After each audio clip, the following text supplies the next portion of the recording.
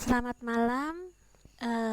Hari ini kita akan belajar lagi di kelas KPA mata pelajaran IPS tentang gejala alam di Indonesia dan negara tetangga. Oke, karena berhubung teman-teman KPA yang akan belajar hari ini belum datang, saya akan menghubungi teman-teman untuk segera masuk kelas. Kita tunggu sebentar ya.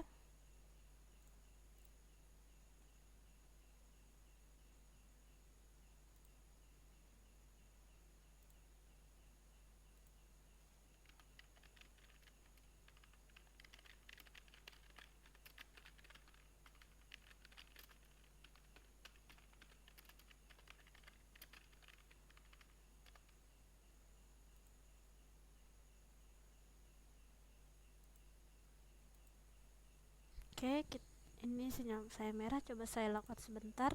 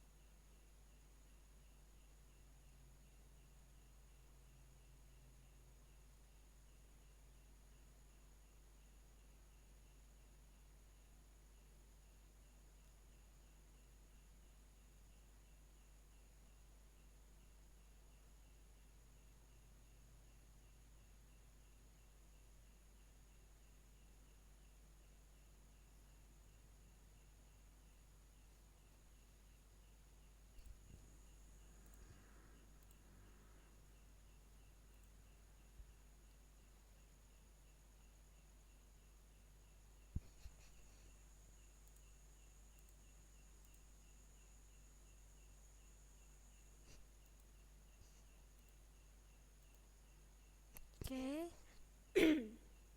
Ini kita tunggu beberapa menit lagi. Kalau seandainya tidak ada teman-teman yang masuk, belum ada, jadi saya akan start kelas dan nanti teman-teman bisa menyesuaikan atau mungkin play recordnya.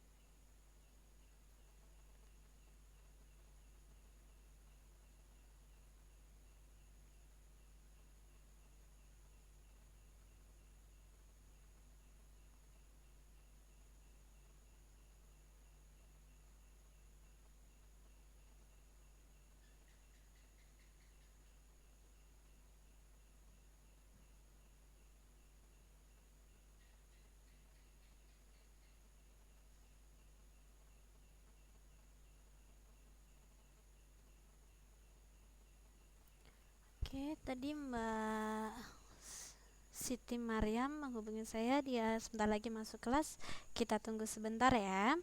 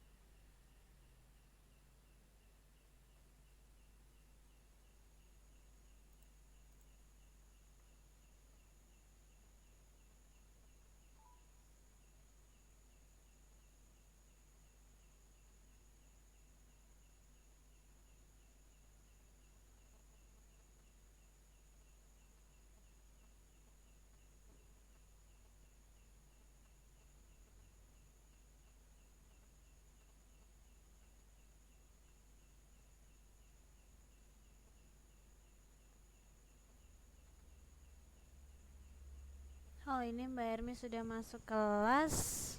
Oke, sebentar ya Mbak, saya nyalakan mikrofonnya dulu.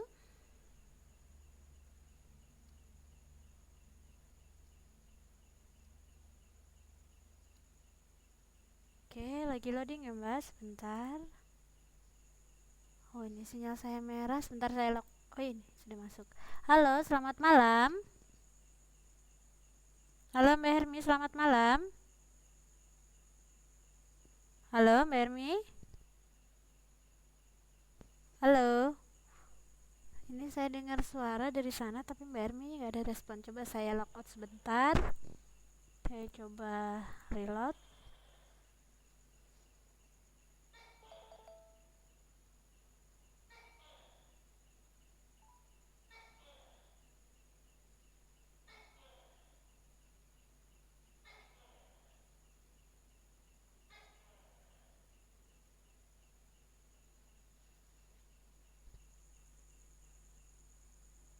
Oh, ya.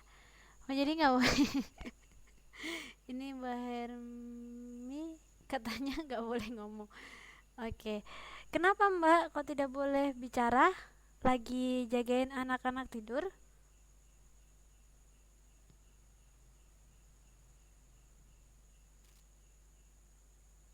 Oke, karena Mbak Hermi hari ini lagi nggak ngomong, jadi langsung saja saya open kelas ya Mbak ya. Assalamualaikum warahmatullahi wabarakatuh. Selamat malam. Oh, gitu.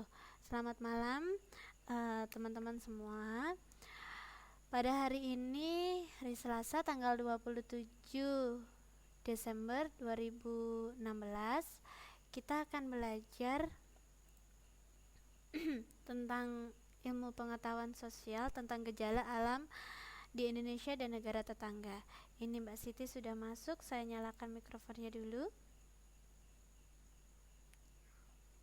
Halo, selamat malam Mbak Siti. Oh, lagi ngobrol juga. Oke, saya lanjutkan ya. Jadi, jadi sebelum kita belajar hari ini, mari kita berdoa bersama-sama. Semoga nanti apa yang kita pelajari dapat bermanfaat untuk kita semua ya. Berdoa dipersilahkan.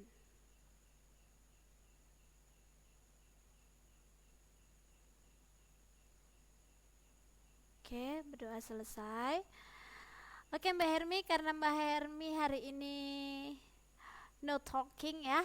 Jadi Mbak Hermi nanti kalau ada pertanyaan atau kurang jelas bisa lewat chat ya Mbak Hermi ya.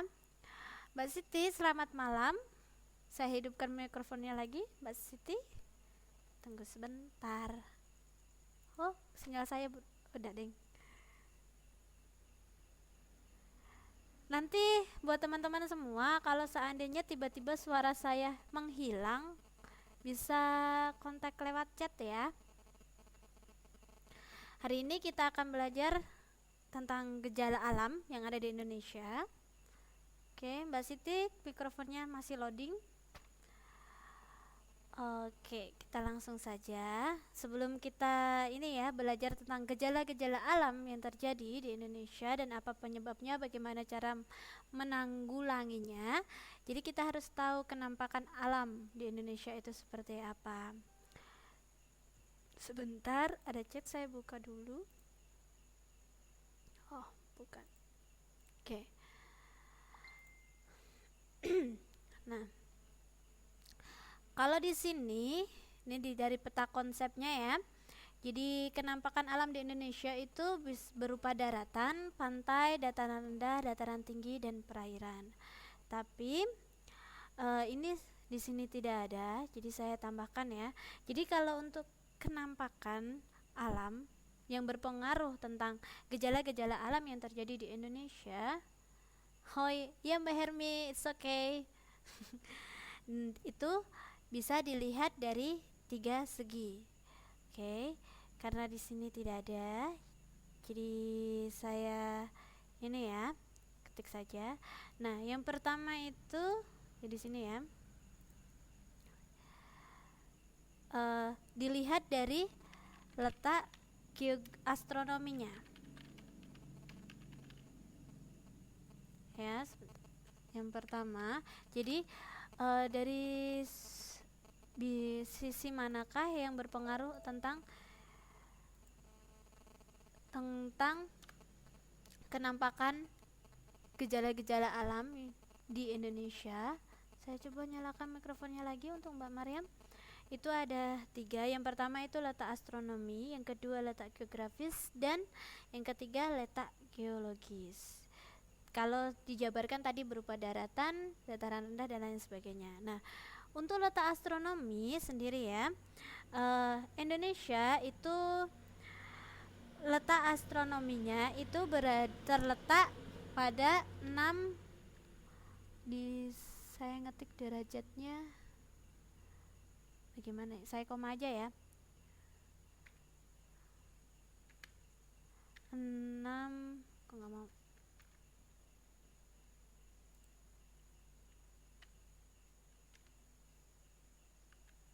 6 derajat.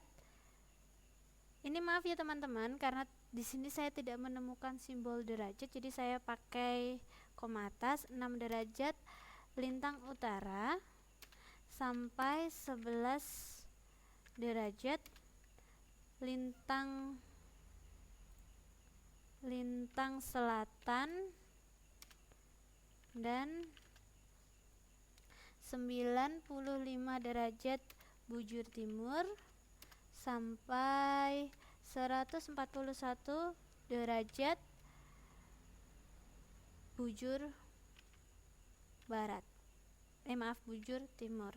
Itu adalah letak astronomi Indonesia, ya. Nah, letak astronomi Indonesia ini sebentar, Mbak Maryam, saya tidak bisa menyalakan mikrofonnya. Jadi mungkin Mbak Maryam nanti kalau ada pertanyaan bisa lewat chat ya, Mbak ya. Nah, karena letak astronomi Indonesia yang berada pada 6 derajat lintang utara sampai 11 derajat lintang selatan dan 95 derajat bujur timur sampai 141 derajat bujur timur, ini menyebabkan Indonesia beriklim tropis.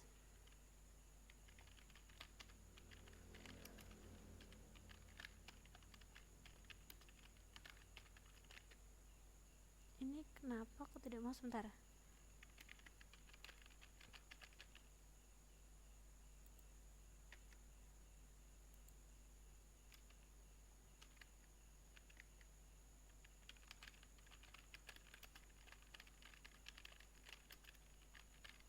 Indonesia beriklim tropis. Tetapi pada garis lintang tertentu itu Indonesia itu juga ada yang beriklim sedang, dan jadi ada dua ya, iklim tropis dan juga sedang. Nah, kalau dari letak geografis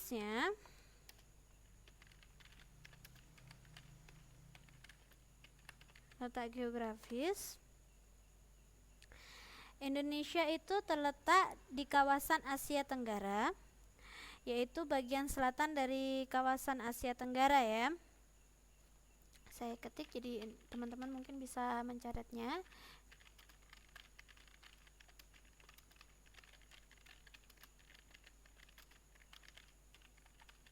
Jadi dia terletak di Asia Tenggara. Nah, selain itu Indonesia itu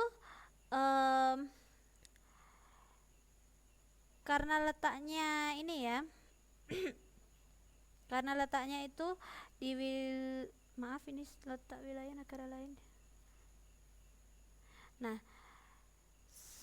karena letaknya di Asia Tenggara di bagian selatan ya, hal ini mengakibatkan Indonesia itu diapit oleh dua benua, seolah-olah diapit oleh dua benua.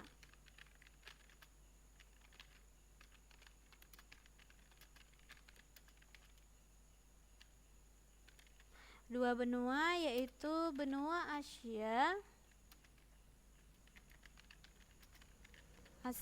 dan Eropa. Australia. Dia diapit oleh dua benua Australia dan ini menyebabkan Indonesia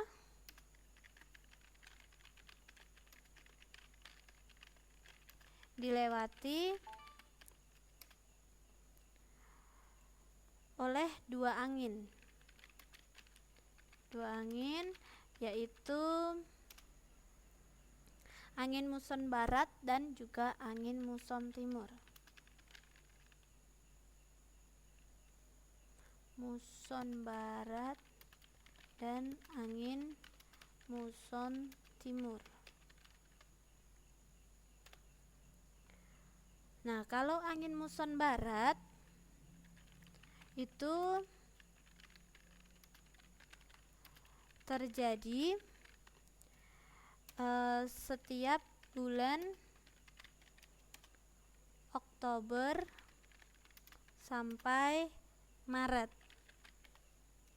Nah, pada saat itu kedudukan semu matahari di belahan bumi selatan ya. Jadi kemarin kita sudah melihat ini ya, waktu kita belajar tata surya ya, itu kan bumi itu berevolusi atau mengelilingi matahari.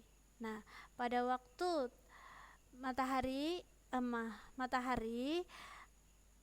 itu waktu bumi berevolusi itu matahari terletak di sebelah bagian bumi selatan, jadi dia menyebabkan angin muson barat yang terjadi pada bulan Oktober sampai Maret. Kalau angin muson timur, sebentar,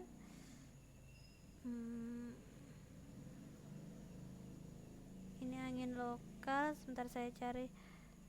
6. Oh, di sini dijelaskan juga pada waktu angin muson barat ini, ya, tekanan udara maksimum di Asia dan tekanan udara minimum di Australia. Ya, mungkin bisa ditambahkan teman-teman ya. Kalau angin muson timur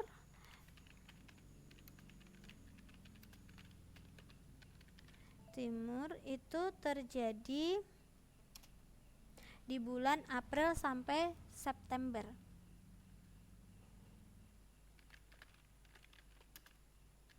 April sampai September.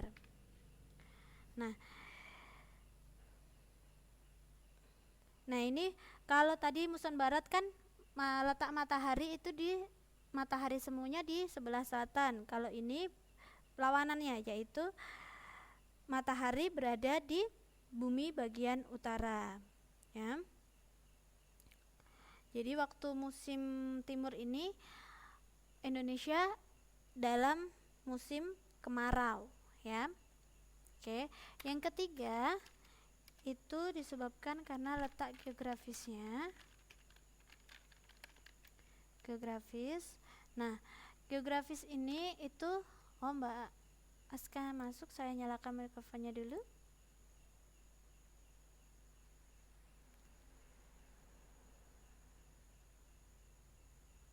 Oh, iya Mbak Siti, tidak apa-apa. Boleh. Nanti jangan lupa bagi kacangnya ke saya. Selamat malam Mbak Aska. Oh ini ada Raisen, Mbak Hermi.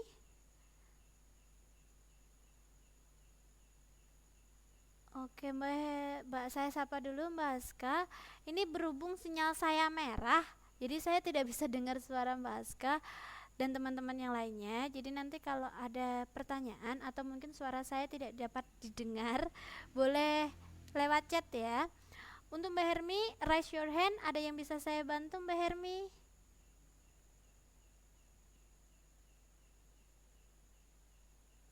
Oke, saya coba loko dulu biar saya bisa sedikit mendengar suara teman-teman.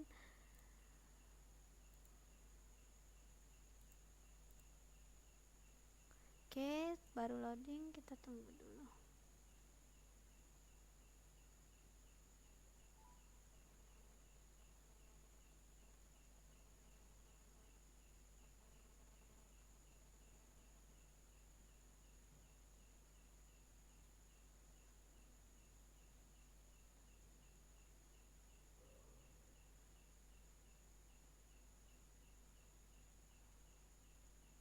Oke. Halo Mbak Aska, bagaimana kabarnya?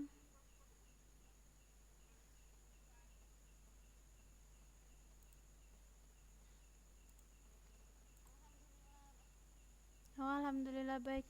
Ini suaranya hilang lagi. Oh, alhamdulillah nih kedengar lagi. Sudah selesai Mbak pekerjaannya Mbak? Ternyata sinyal saya merah lagi. Saya tidak bisa mendengar suara teman-teman lagi. Jadi nggak apa-apa ya teman-teman ya. Nanti kalau ada ini mungkin bisa lewat chat ya. Oke, selamat datang ya Mbak Aska ya. Mbak Aska menyesuaikan ya dengan ini yang saya sampaikan. Oke, saya lanjutkan.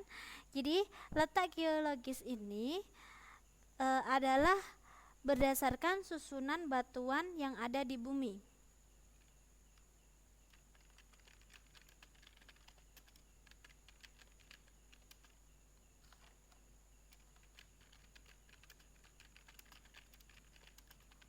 Oke. Nah, kalau letak geologis Indonesia ini ada 3 poin ya. Yang pertama, ini saya perlebar.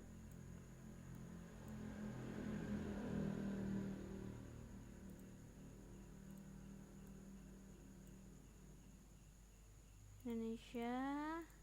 Oke. Yang pertama, Indonesia itu merupakan bagian dari dua rangkaian pegunungan besar di dunia, yaitu rangkaian pegunungan Mediterania dan rangkaian pegunungan Pasifik. Jadi kalau secara geologinya, yang pertama itu merupakan dua rangkaian besar pegunungan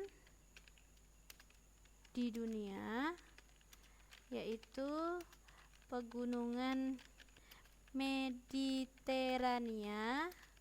dan rangkaian pegunungan Pasifik. Yang kedua, oh iya Mbak, boleh nanti itu sambil dicatat boleh. Nah, yang kedua, Indonesia itu merupakan pertemuan lempeng litosfer, yaitu lempeng Indonesia dan Australia yang bertumbukan dengan lempeng Asia, ya. Jadi Indonesia itu terletak pada pertemuan lempeng litosfer. Lempeng litosfer yaitu lempeng Indonesia Australia, ya. Australia, ya, yang bertemu dengan, oh ini saya lost connection, kita tunggu sebentar sehingga saya nyambung lagi. Oke, trying to connect. Connect. Oh, ini sudah connect. Oke, saya lanjutkan lagi. Maaf ya teman-teman, ya tadi saya lost connection, ini sudah nyambung lagi, saya lanjutkan ya. Lempeng Indonesia litosfer itu maksudnya lempeng Indonesia dan benua Australia ini dia bertumbukan atau bertemu dengan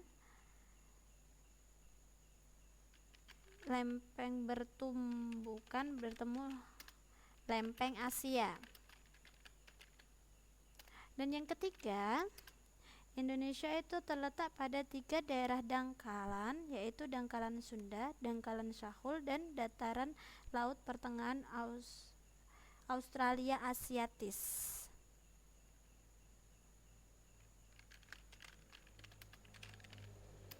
Pada 3 daerah dangkalan, yaitu dangkalan Sunda,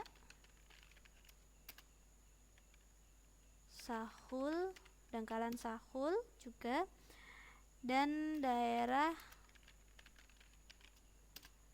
laut pertengahan Australia Asiatis. Nah, ini kalau Indonesia dilihat dari letak geografisnya, yaitu dari susunan batuan yang ada di Indonesia. Karena letak geografisnya ini menyebabkan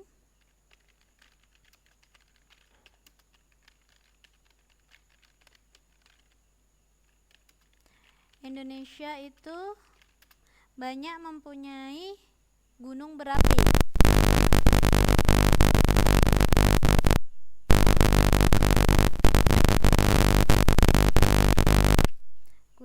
Sehingga banyak wilayah Indonesia yang subur. Oke. Namun, letaknya yang seperti ini juga dapat menyebabkan banyak timbulnya bencana alam. Nah, ini letak Indonesia yang ada pengaruhnya dengan gejala-gejala alam yang terjadi di Indonesia, yaitu karena letak astronominya, ya. Jadi dia beriklim tropis, ya. Jadi ada juga yang beriklim sedang atau subtropis, dan letak geografisnya yang menyebabkan adanya dua angin muson, yaitu barat dan timur. Kalau muson barat itu terjadi bulan Oktober sampai Maret, ya. Ini biasanya menyebabkan musim penghujan. Kalau angin muson timur itu April sampai September, dia menyebabkan musim kemarau. Selain itu ada letak geografisnya, ada 3. Ya, geografis sekali lagi itu dilihat dari susunan batuannya, ada 3.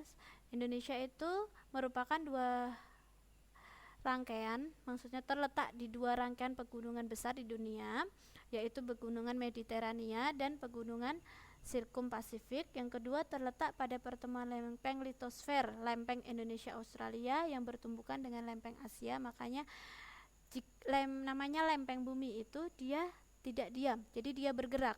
Jika ketika 2 lempeng ini pergerakannya saling berlawanan, akhirnya timbul tumbukan, makanya juga dapat menyebabkan gejala alam seperti gempa. Ya, yang ketiga, dia itu terletak di 3 daerah dangkalan, yaitu dangkalan Sunda, dangkalan Sahul, dan daerah laut pertengahan Australia Asiatis. Karena letak geografisnya yang seperti itu, banyak di Indonesia dijumpai gunung-gunung berapi, jadi banyak daerah yang subur. Selain itu, selain keuntungannya daerah yang subur, letak geografis inilah yang menyebabkan Indonesia banyak terjadi bencana alam. Oke, Mbak Hermi, bagaimana? Bisa saya ganti, Mbak? No sound. Ini kok Mbak Aska mikrofonnya silang?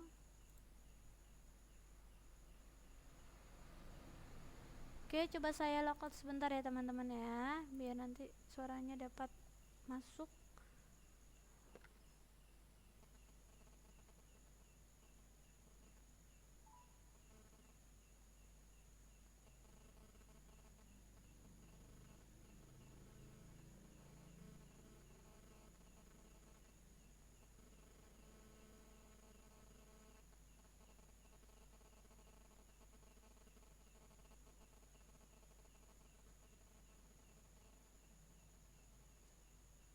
Oke, ini udah mulai loading. Oke, Mbak Aska. Oh, ini. Oh, sudah Mbak Hermi. Berarti sudah ya, saya kembalikan ke ini, ke buku panduannya. Nah, itu jadi tadi kalau dilihat dari letak Indonesia. Nah, sekarang ini Mbak Hermi lagi logout ya, sudah. Mbak Siti, saya nggak bisa nyalakan mikrofonnya. Saya coba lagi, Mbak Aska. Oh, oke. Nah, sekarang kita lihat apa sih yang mempengaruhi gejala-gejala alam yang terjadi di Indonesia. Ini berdasarkan kenampakan alamnya. Tadi berdasarkan letaknya, ada dari letak astronomis, geologis, dan juga letak geografis. Nah, sekarang ini kita akan lihat dari kenampakan alamnya. Mbak Aska, ini saya coba nyalakan mikrofonnya lagi tapi tidak bisa, silang terus. Mbak Mariam juga mikrofonnya cuma muter. Jadi nanti kalau seandainya ada pertanyaan bisa raise your hand atau langsung chat aja ya. Nah, di sini dijelaskan adanya lembah, sungai, danau, gunung, pegunungan, teluk, tanjung, dan semenanjung. Itu membuktikan bahwa bumi kita itu tidak rata atau datar ya. Nah, bentuk bumi yang tidak rata itu disebut dengan relief bumi. Ya, mungkin nih, jadi Mbak Hermi masuk lagi. Oke. Mbak Hermi no talking. Saya tidak tidak mengganggu-gugat Mbak Hermi nanti. Nah, kenampakan muka bumi ini ya, dari satu daerah ke daerah lainnya itu berbeda. Kenapa? Karena proses dan gejala yang membentuk keadaan alam itu berbeda-beda antara satu daerah dengan daerah lainnya. Ya. Nah, di sini kita akan belajar tentang kenampakan. Tadi kan gejala-gejala alam itu dipengaruhi oleh dari letak Indonesia. Tadi yang sekarang itu gejala-gejala alam yang terjadi di Indonesia itu dipengaruhi oleh kenampakan alamnya. Nah, di sini kenampakan alam di Indonesia yang pertama itu berupa daratan. Oh, nggak ada suaranya. Sekarang bagaimana Mbak Hermi? Sudah ada suaranya? Mbak Siti dan Mbak Aska? Ada suaranya tidak? Soalnya di sini saya sinyalnya merah. Oh, udah sekarang. Kalau Mbak Mariam sama Mbak Aska bagaimana? Saya merah. Saya coba menyalakan mikrofonnya Mbak Mariam sama Mbak Aska nggak bisa. Oke. Nah, ya saya lanjutkan ya. Untuk dataran itu yang dimaksud dataran adalah ini tulisannya kurang besar tidak teman-teman? Saya besarkan ya supaya jelas. Oke, gak apa-apa Mbak Hermi. Oke. Nah, kalau dataran itu artinya bagian permukaan bumi berupa hamparan tanah yang luas dan tidak digenangi air. Jadi yang tempat sekarang kita berpijak ini yang disebut dengan dataran, ya. Nah, untuk di wilayah Indonesia, oh ini Mbak Ningsih juga masuk. Saya coba nyalakan mikrofonnya. Tapi mungkin selamat malam Mbak Ningsih.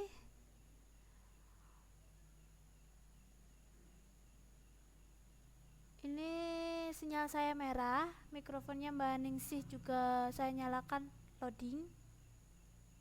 Oh ini bisa tapi tidak ada suaranya. Mbak Ningsih nanti kalau ini suaranya kan sinyal saya merah, jadi sana bisa dengar suara saya tidak Mbak Ningsih? Bisa dijawab lewat chat Mbak.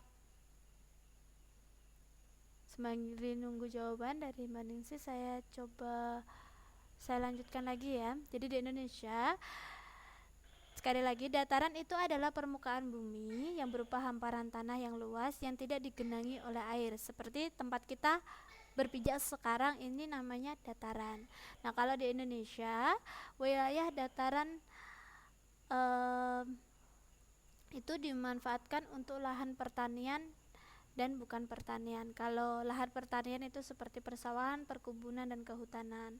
Kalau yang bukan pertanian itu seperti perindustrian. Oh, suaranya mantul. Oh gitu. Biar suaranya nggak mantul, saya matikan mikrofonnya ya. Kalau gitu ya, biar sekalian semuanya lewat chat saja. Karena saya juga tidak bisa mendengar suara teman-teman. Oke. Nah, saya lanjutkan. Jadi kalau bukan pertanian itu seperti permukiman, perumahan, pertokoan, perindustrian. Oh ini Mbak Mariam offline. Nah, untuk kenampakan alamnya berupa pantai, sudah jelas ya. Pasti teman-teman semua sudah pernah pergi ke pantai. Nah, pantai ini adalah daerah perbatasan antara wilayah daratan dan wilayah perairan laut. Ya, jadi biasanya berupa garis pantai, berarti pasir itu ya, itu namanya pantai. Nah, pantai di beberapa tempat itu bentuknya tidak sama. Ada yang landai dan ada juga yang curam. Nah, kalau pantai-pantai yang landai itu biasanya berada di bagian utara Pulau Jawa. Nah, oh ini Mbak Hermi juga offline juga. Nah, manfaat wilayah pantai itu banyak ya. Salah satunya itu tempat nelayan mencari ikan, tempat penambakan garam, tempat penambakan ikan, dan juga objek wisata. Nah, di daerah pantai yang bebas dari endapan lumpur dan ombak besar biasanya dibangun pelabuhan dan dermaga. Dengan adanya pelabuhan dan dermaga ini akan membantu arus transportasi laut menjadi lancar. Jadi kalau kita ingin pergi ke pulau lain atau berkunjung ke pulau lain, jadi kita ini ya memanfaatkan dermaga, di mana dermaga ini biasanya dibangun pada pantai yang bebas dari endapan lumpur dan ombak besar. Oke, kita lanjutkan. Selanjutnya itu kenampakan alam, yaitu dataran tinggi, dataran rendah. Nah, dataran rendah di sini biasanya dataran yang relatif datar, di mana memiliki ketinggian kurang dari 200 meter dari permukaan laut. Jadi seperti ini, ibaratnya gini ya. Ini adalah sebentar, nggak cukup gambarnya, saya hapus. Jadi seperti ini ya. Ini adalah laut ya, ini laut. Jadi diukur dari sini ke sini. Saya kasih beda warna biar ada gambaran.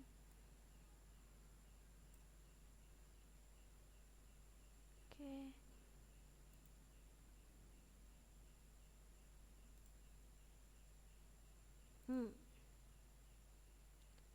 Ini right hand Mbak Hermi tadi.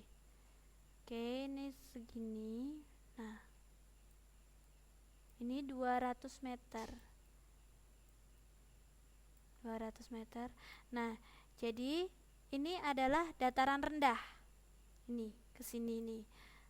Di atas ini berarti sudah termasuk dataran tinggi.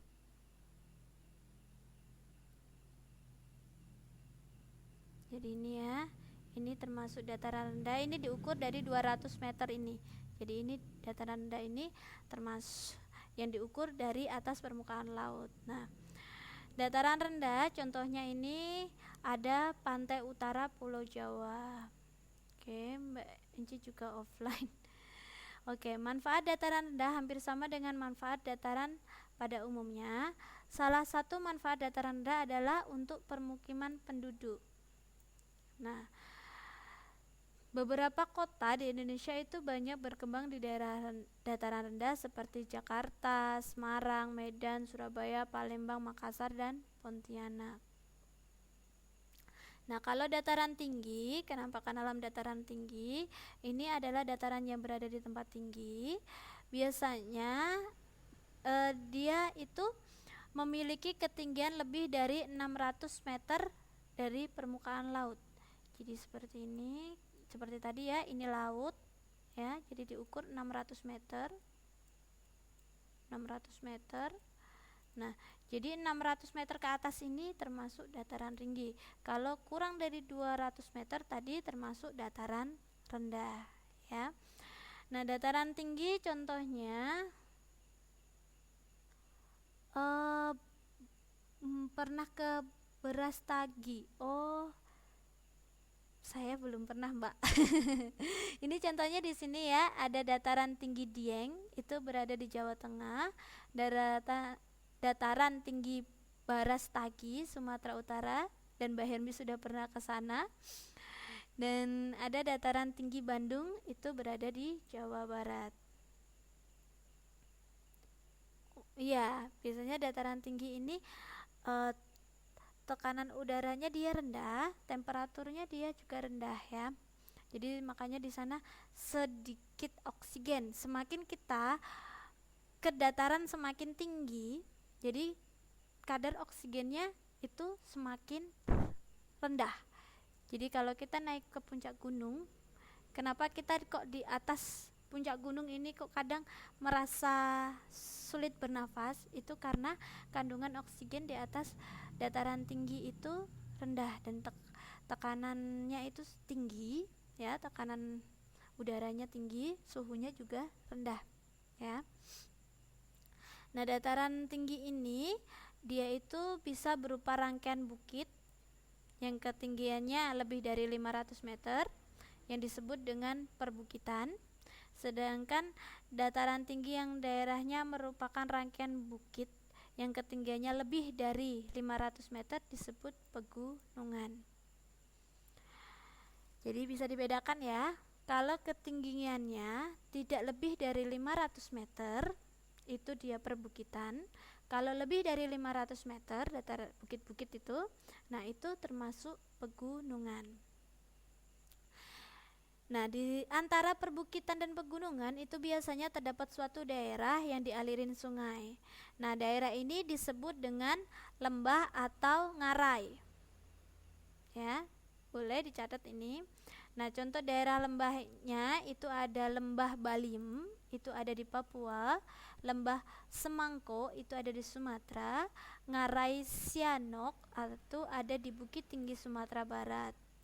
Nah, biasanya daerah dataran tinggi ini dimanfaatkan untuk peristirahatan, rekreasi dan perkebunan. Oke, saya lanjutkan ya. Dan kenampakan alam yang selanjutnya adalah perairan. Perairan di Indonesia ini sangat luas. Ini Mbak Hermi keluar masuk. Halo Mbak Hermi, bisa dengar suara saya? Kok keluar masuk, ada apa Mbak? Suaranya tidak jelas atau mungkin suaranya muncul?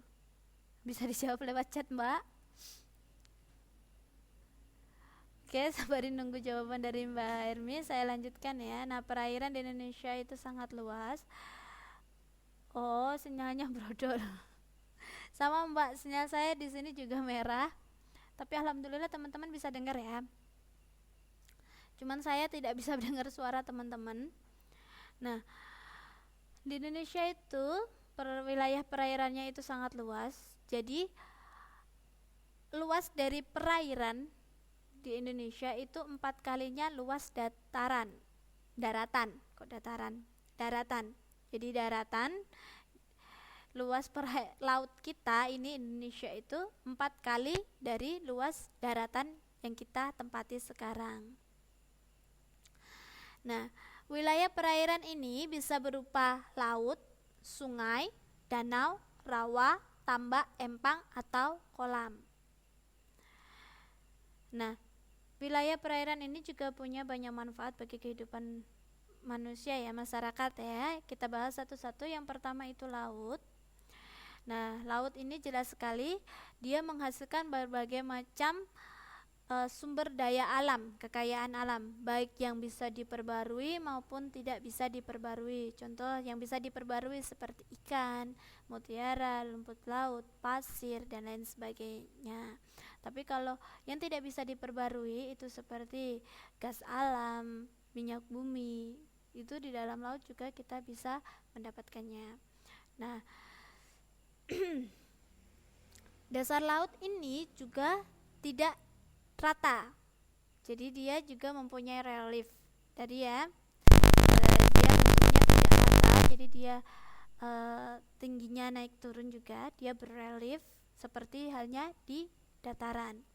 Nah, berdasarkan kedalaman dan bentuk reliefnya, dasar laut ini dibedakan menjadi 3. Yang pertama itu dangkalan, yang kedua lubuk laut, dan yang ketiga palung laut. Nah, dangkalan ini merupakan kedalaman kurang dari 200 meter. Kata Mbak Hermi sinyalnya diskoan.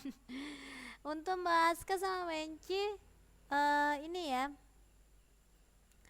karena nyimak ya, gimana suara saya di sana jelas tidak? Oke. Oke Mbak Hermi, mungkin bisa pindah tempat untuk dapat sinyalnya yang agak bagus.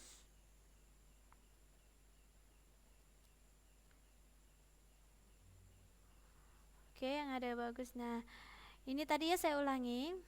Oh, jelas ya kata Mbak Ningsi ya. Jelas tapi lockout. Oke. Oh, ini masuk lagi. Oke, saya ulangi. Untuk wilayah laut ini berdasarkan kedalaman dan bentuk reliefnya itu ada 3. Mungkin bisa dicatat ya teman-teman ya. Yang pertama itu dangkalan, di mana dangkalan ini kedalamannya kurang dari 200 meter. Contohnya ada dangkalan Sunda dan dangkalan Sahul. Oke. Yang kedua itu lubuk laut. Lubuk laut ini merupakan cekungan dasar laut yang dalam. Oh, ini Mbak Maria masuk lagi. Wow.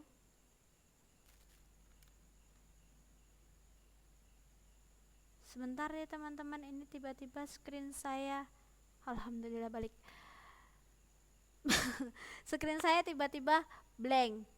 Oke, ini sudah balik. Oke, saya lanjutkan ya. Kalau lubuk laut ini merupakan cekungan dasar laut yang dalam. Sekarang internet saya lost connection. Tunggu sebentar ya teman-teman ya.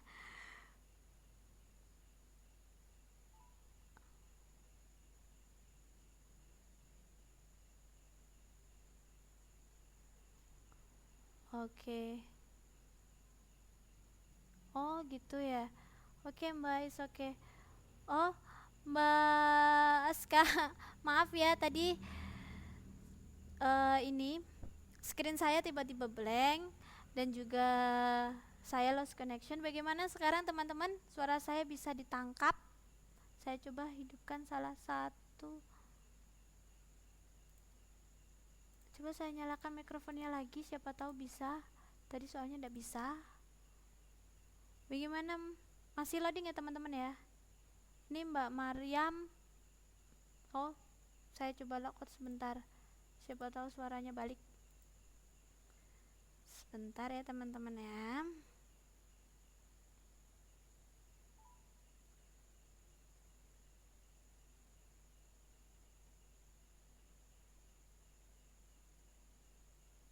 Oke, masih loading.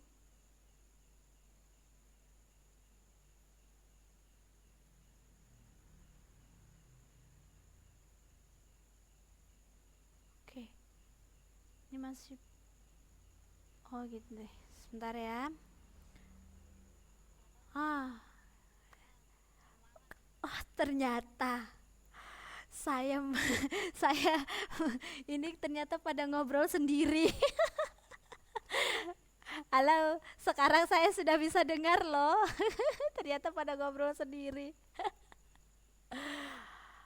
I'm sorry teman-teman, ini sinyal saya merah lagi. Jadi saya lanjutkan ya. Nanti kalau ini bisa lewat chat ya. Tapi sudah bisa dengar suara saya teman-teman ya. Bisa dijawab lewat chat.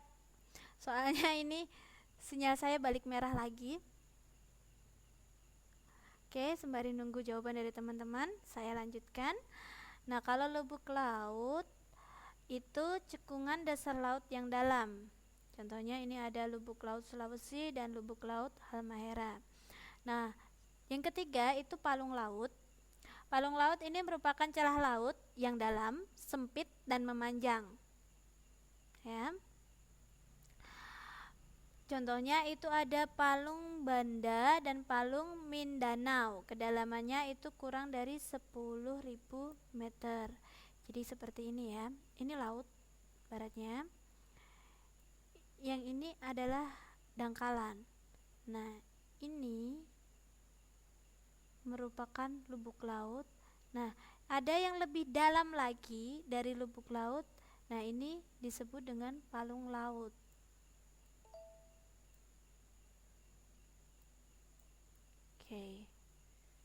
Oke, saya lanjutkan ya. Dan di sini juga disebutkan wilayah laut Indonesia memiliki beberapa nama seperti Samudra Hindia, ada Laut Timur, ada Lautan Arafuru, ada Laut Banda, Laut Seram, Laut Maluku, Laut Sulawesi, Laut Flores, Laut Natuna dan Laut Jawa. Ini adalah perairan gambar peta Indonesia. Oke, saya tambah 5 menit. Oke, ini adalah gambar peta Indonesia. Di sini ada Laut Arafuru. Jadi di sini ada Irian Jaya sama kepulauan ini ya. Nusa Tenggara ya. Nusa Tenggara. Di sini ada Laut Furu. Nah, di antara kepulauan ini kecil dan juga ini adalah Sulawesi dan juga kepulauan Maluku. Ini ada Laut Banda. Di antara Sulawesi dengan ini ada Laut Flores ya. Ini antara Sulawesi dengan Maluku ada Laut Maluku dan di sini ada Laut Sulawesi. Di sini ada Laut Jawa. Di sini ada Samudra Pasifik, ada Lautan Indonesia dan juga Samudra Hindia. Ini adalah peta Indonesia kita. Nah, perairan yang kedua itu adalah sungai. Sungai ini juga merupakan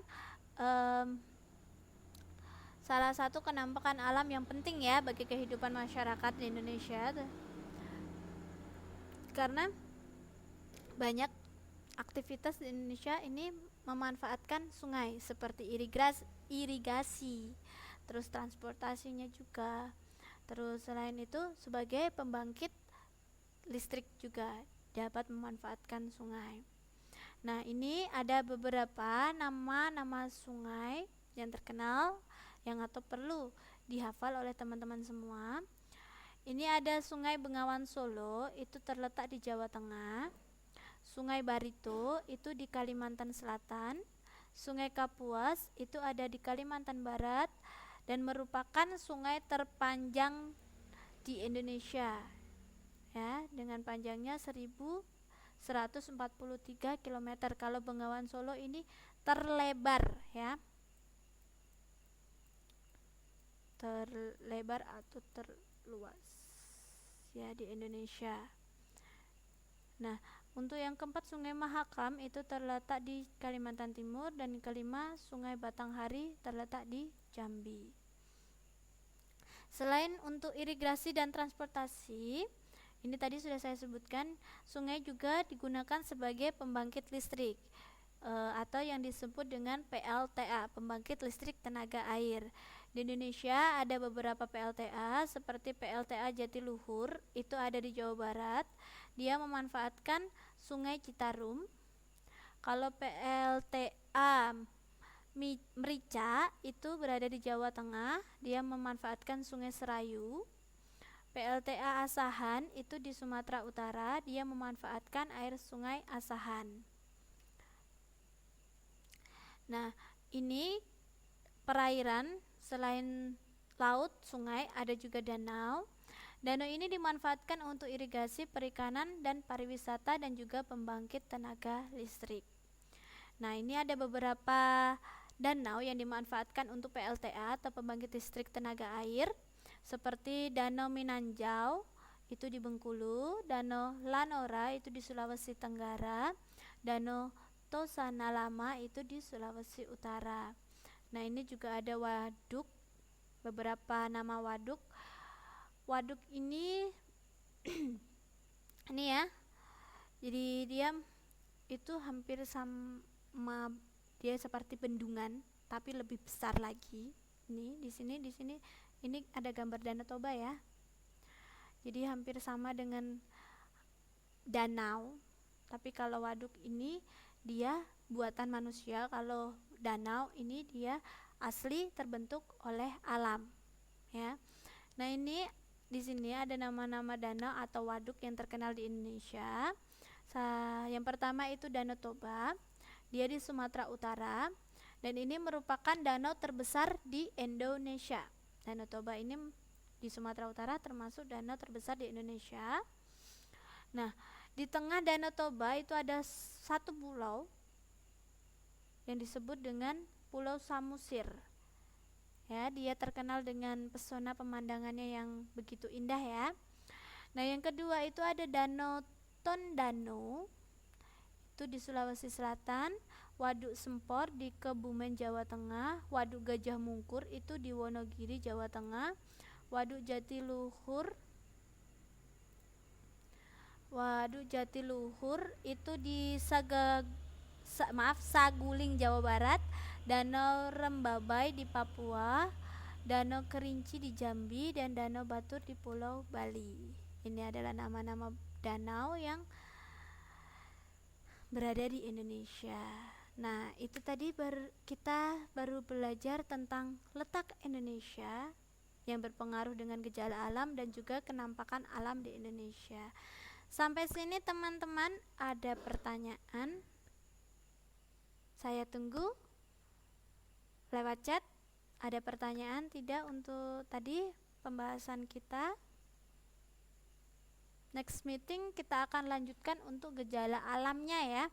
Jadi gejala alam ini adalah hal-hal yang terjadi karena tadi ada letak Indonesia secara geografis dan lain sebagainya itu, eh, apa pengaruhnya. Sampai sini ada pertanyaan tidak teman-teman?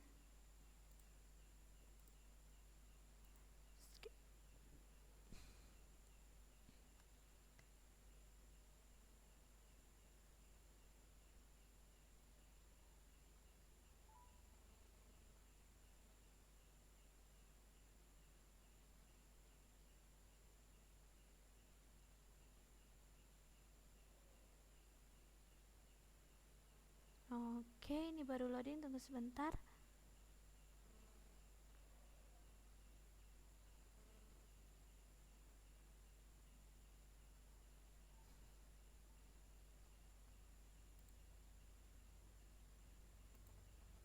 Halo,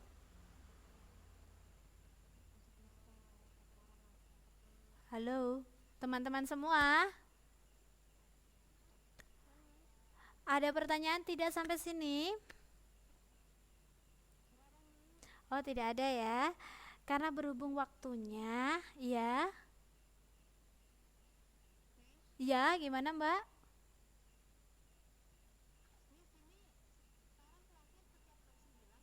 Enggak, ini berhubung karena ada kelas kosong jadi saya pakai jam 9. Selanjutnya nanti tetap jam 8. Kalau ada perubahan jadwal nanti saya kasih tahu. Untuk Mbak Aska sama Mbak Ningsi, ya nanti saya balikin jam 8, Mbak. Gak bisa bebas kata Mbak Hermi kalau jam 9 gak boleh ngomong.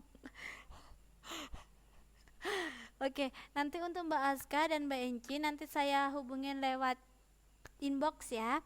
Soalnya untuk bisa menyesuaikan dengan teman-temannya nanti ada tugas biar bisa ini ya untuk UTS dan tugas-tugasnya nanti. Oke. Oke teman-teman, berhubung karena waktunya yang sudah selesai, kita cuma 60 menit. Tadi saya sudah nambah 5 menit. Saya tutup pertemuan hari ini. Iya. Iya Mbak, ada apa? Iya ada apa?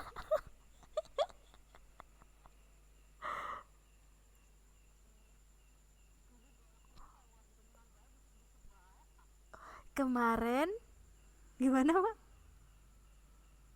Ah, nggak denger Mbak Erwi. Nanti Mbak Erwi bisa lewat chat aja ya. Soalnya suaranya jangan bisik-bisik, nggak kedengaran. Oke. Oke, untuk pertemuan hari ini saya tutup dulu ya teman-teman ya. Terima kasih untuk kehadirannya. Semoga apa yang tadi saya sampaikan dapat bermanfaat untuk kita semua. Jangan lupa belajar, tetap semangat mencapai cita-citanya. Akhir kata saya tutup pertemuan hari ini. Wassalamualaikum warahmatullahi wabarakatuh. Mbak Ermi masih bisik-bisik.